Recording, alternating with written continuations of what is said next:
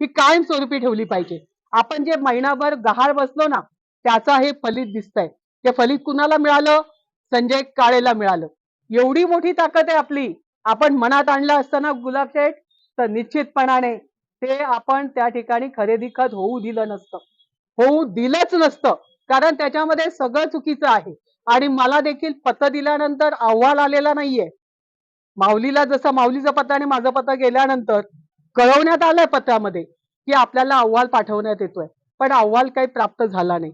पण मागील जवळजवळ नाही म्हटलं तरी कधी कळलं असतं ना, तर सगळं बाजूला ठेवून पहिला कार्यक्रम यांचा केला असता.